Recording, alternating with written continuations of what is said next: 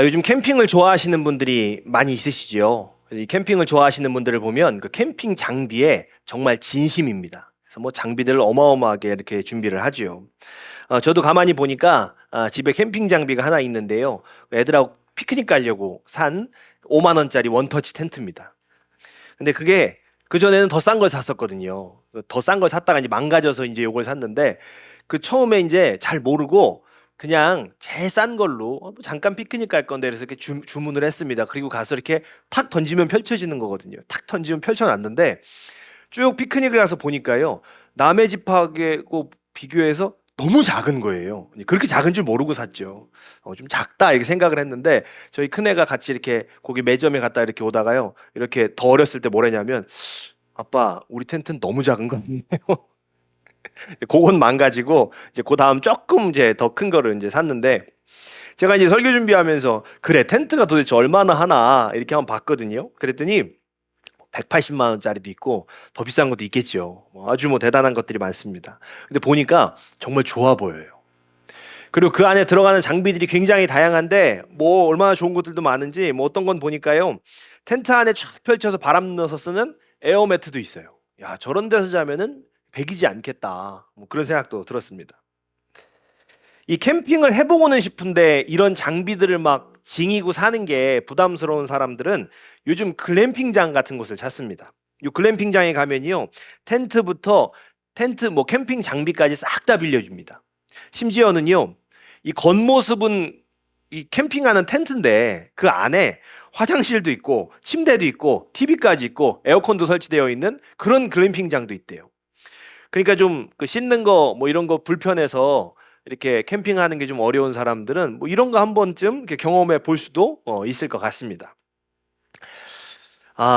가만히 생각해 보면 지금에 비해서 몇천 년 전에 그 텐트 생활을 한 사람들이 이스라엘 사람들이에요. 지금 우리는 좋은 장비라도 가지고 다니는데 그 몇천 년 전에 이스라엘 백성들의 그 텐트 생활이라는 거 어땠을까라고 생각해 보면 사실 정말로 열악한 환경이지 않았을까 싶습니다. 그런데요, 지금 우리가 캠핑하는 것과 이스라엘 사람들과의 차이가 단순히 그 좋은 장비에만 있는 것은 아닙니다. 지금 캠핑을 다니면 그 캠핑을 다니는 사람들이 내가 원하는 장소에다가 텐트를 칩니다.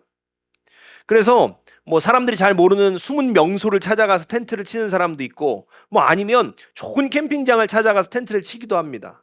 때로는요. 정말 좋은 자리는 좋은 캠핑장의 좋은 자리는요. 미리 일찍이 예약을 해서 이렇게 잡아서 하기도 합니다.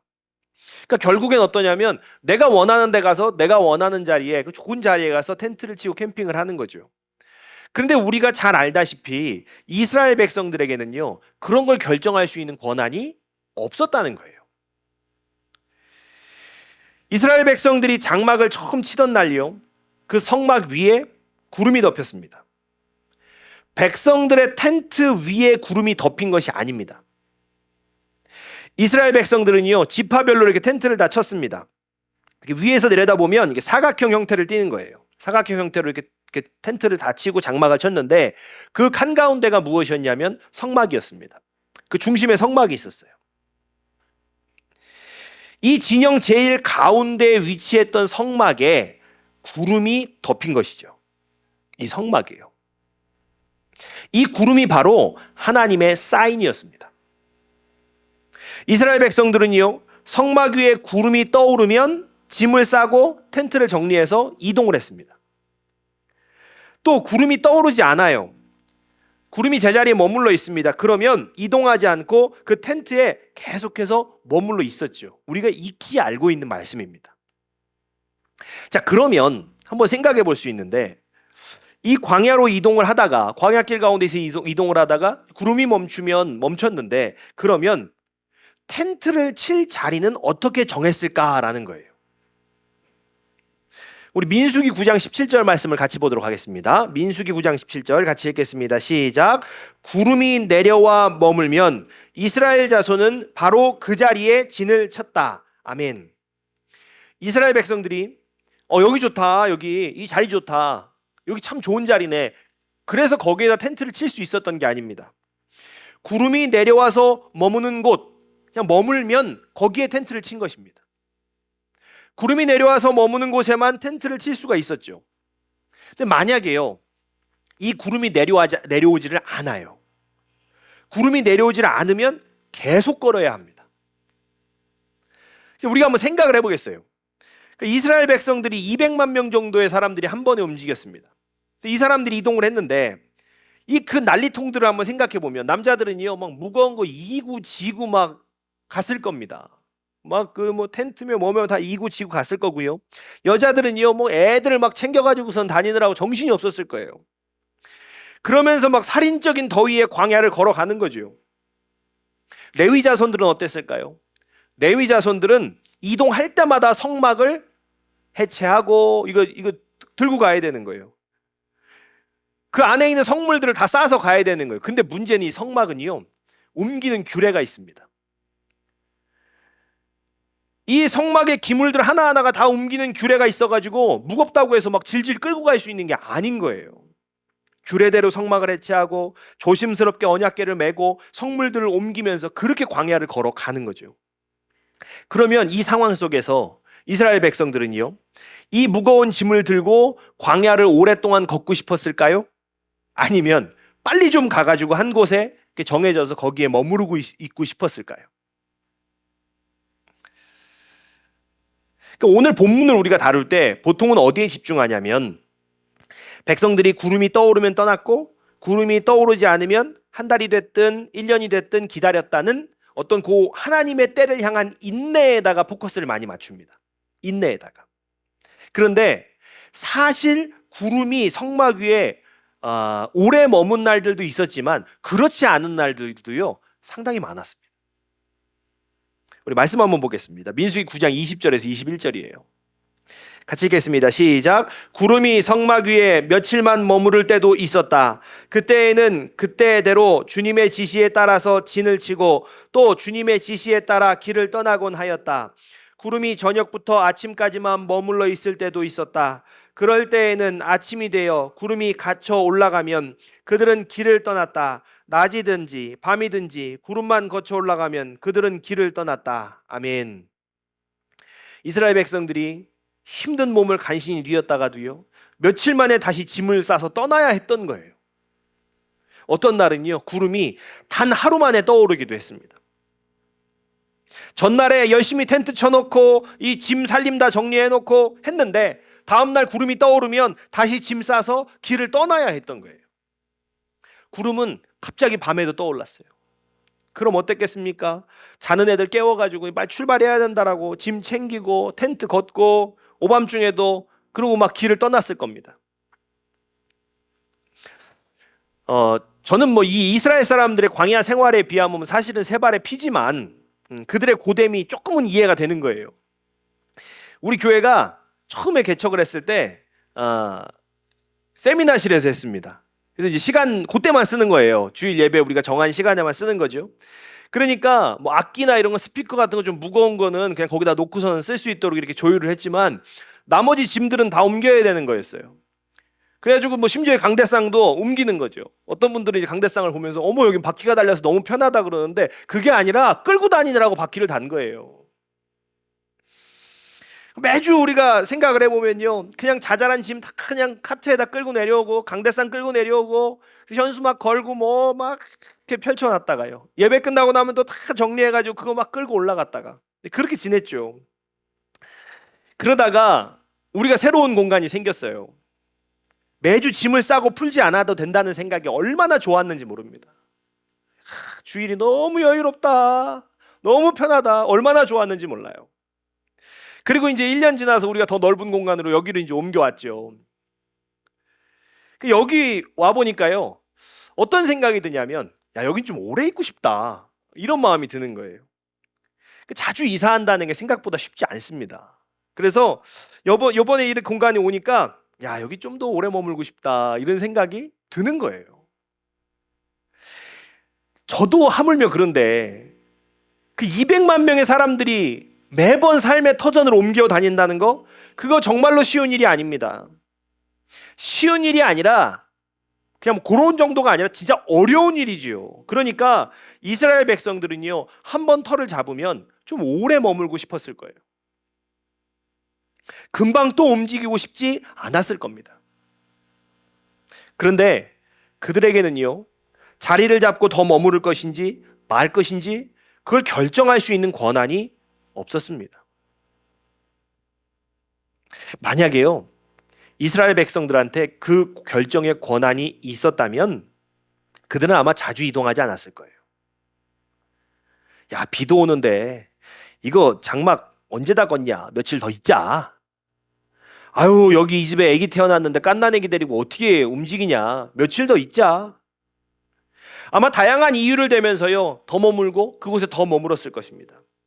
아마 그들에게 이동을 결정할 수 있는 권한이 있었다면 광야 세월은요, 40년이 아니라 80년이 될 수도 있었을 거예요. 너무 힘들어서 오늘은 이동 안 했으면 좋겠다고 해도요, 구름이 떠오르면 그들은 다시 일어나서 길을 가야 했습니다. 짐의 무게가 막 어깨를 짓누릅니다. 그들은 빨리 다음 장소에 도착하고 싶었을 거예요. 너무 힘드니까요. 그러려면 저 올라간 구름이 내려와야 되는 거예요.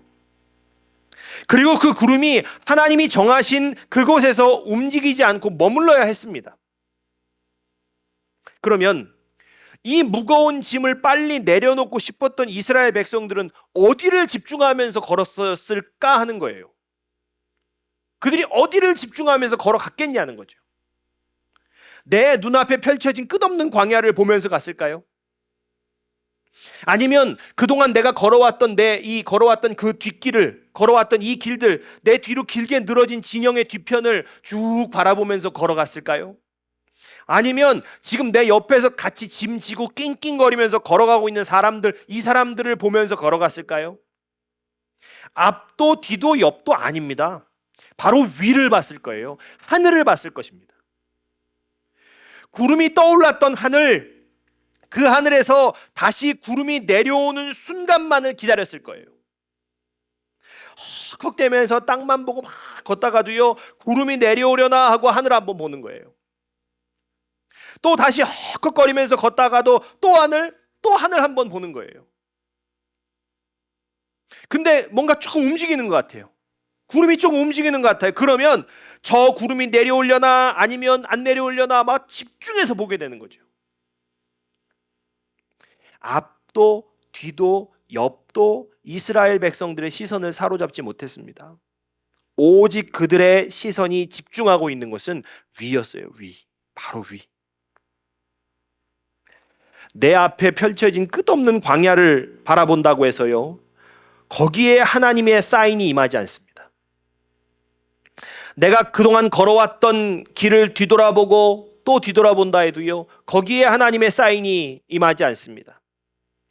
내 옆에 있는 사람들을 보고 또 봐도요, 거기에 하나님의 사인이 임하지 않습니다. 옆 사람한테 물어봐요. 구름이 내려올까? 이 사람도 모릅니다. 거기엔 답이 없습니다.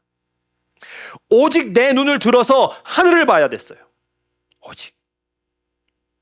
누군가는 짐을 빨리 내려놓고 싶어서, 누군가는 가나안에 빨리 가고 싶어서, 이유는 다 다르지만 이스라엘 백성들은 하나님의 뜻을 기다리고 하나님의 사인을 간절히 기다렸습니다.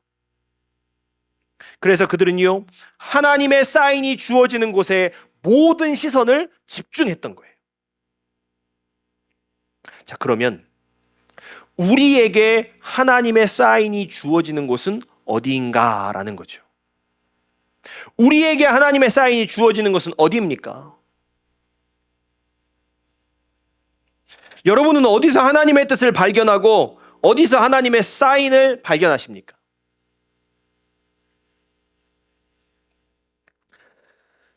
그런 곳을 우리가 진작에 알았다면요, 우리 인생이 훨씬 쉬워졌을 거예요.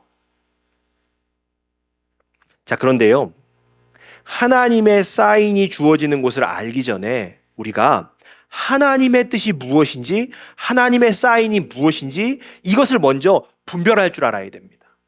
왜냐하면 우리가 하나님의 뜻을 분별할 줄 모르면 하나님의 사인이 주어지는 곳에 갖다 놔도 그것을 알아볼 수가 없습니다. 자, 그러면 하나님의 뜻을 어떻게 분별할 수 있을까요? 우리가 로마서 말씀을 한번 살펴보겠습니다. 로마서 12장 2절입니다. 우리 같이 읽겠습니다. 시작. 너희는 이 세대를 본받지 말고 오직 마음을 새롭게 함으로 변화를 받아 하나님의 선하시고 기뻐하시고 온전하신 뜻이 무엇인지 분별하도록 하라. 아멘. 로마서는 성도들에게 하나님의 뜻이 무엇인지 분별하라고 분명하게 기록을 합니다. 자, 여기서 분별이라는 헬라어 단어는 도키마조예요. 도키마조. 이 단어는 시도하라는 뜻입니다. 시도하다, 이런 뜻이에요. 그러니까 성경이 말하는 하나님의 뜻을 분별하는 방법은 시도해 보는 것입니다. 자, 이게 구체적으로 무엇을 말하는 것일까? 우리 사도 바울의 경우를 통해서 한번 살펴보도록 하겠습니다. 사도행전에 의하면 사도 바울은 두 번째 전도 여행을 고린도에서 마칩니다. 그리고 이 사도 바울이요, 세 번째 전도 여행을 시작하기 전에 일단은 이 두 번째 전도 여행의 그 출발지였던 안디옥으로 돌아가려고 합니다. 자, 그래서 안디옥으로 돌아가기 전에 어디를 잠깐 들리냐면 에베소를 잠깐 들려요. 그리고 이 에베소에서 바울이 회당에서 토론을 하면서 복음을 전합니다. 근데 아마 이 에베소 사람들이요, 사도 바울이 꽤나 마음에 들었던 것 같아요. 그래서 사도 바울에게 에베소에 더 머물러 달라고 부탁을 하죠. 그랬더니 사도 바울은 에베소에 더 머물지 않고 대신에 이렇게 말을 전해요. 어떤 말을 하냐면 사도행전 18장 20절에서 21절입니다. 같이 읽겠습니다. 시작.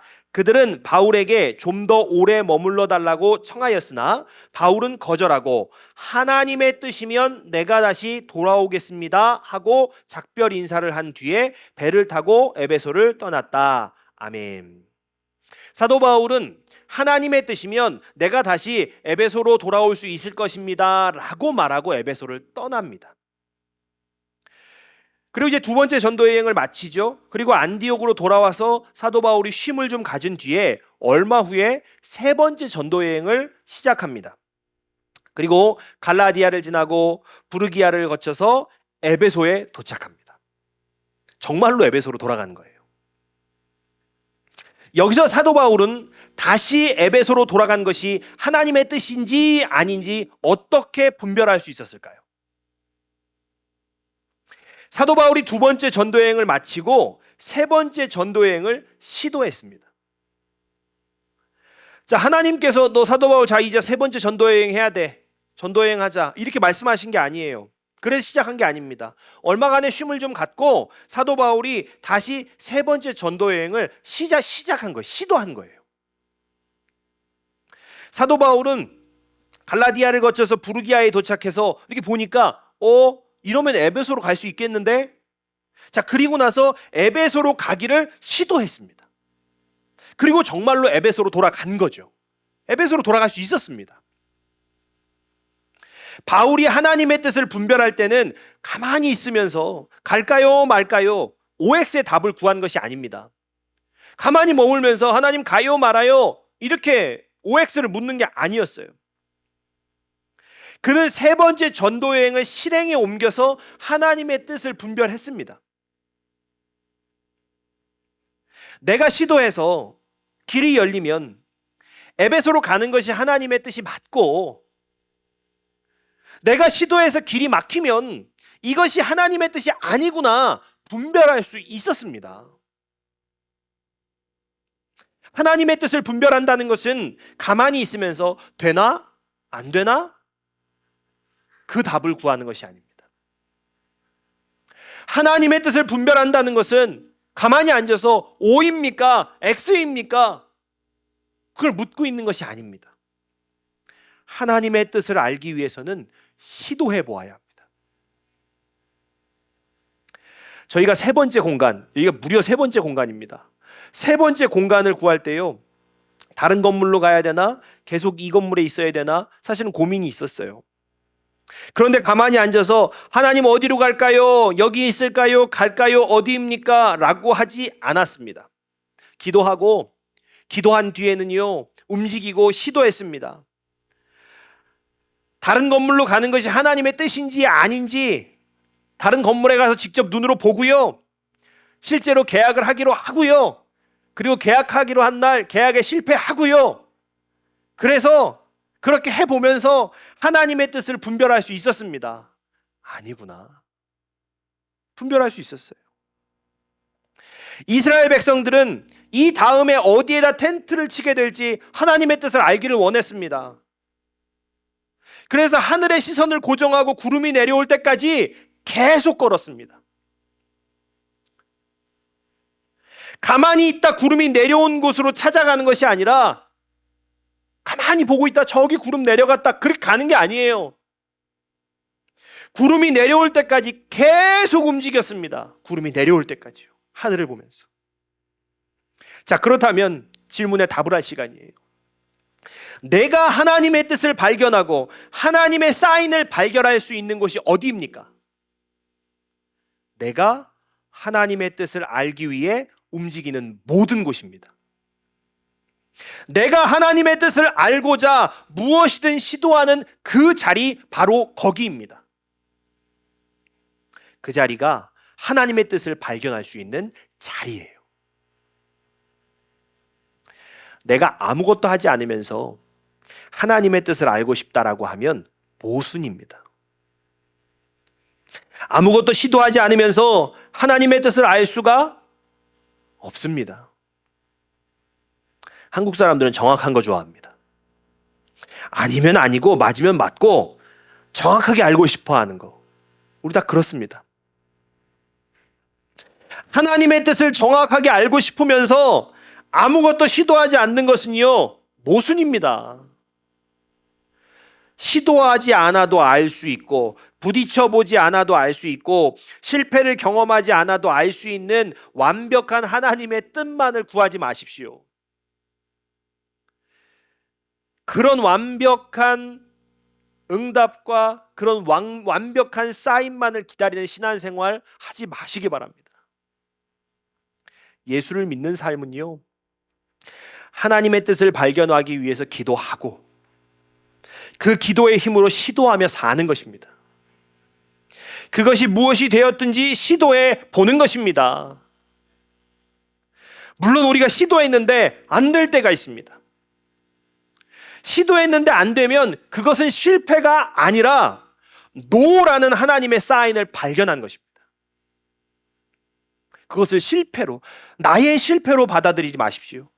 실패가 아니라 노라는 하나님의 정확한 응답을 받으신 거예요. 지난 시간들을 돌아보면 나 이거 했다가 진짜 완전히 망했어. 나 이거 선택했다가 실패했어. 이렇게 이야기할 수 있는 것들이 다 있으실 거예요. 그런 일들이 다 있으실 거예요. 그런데 그런 실패의 순간들을 간직하고 있는 우리들에게요, 하나님은 말씀하세요.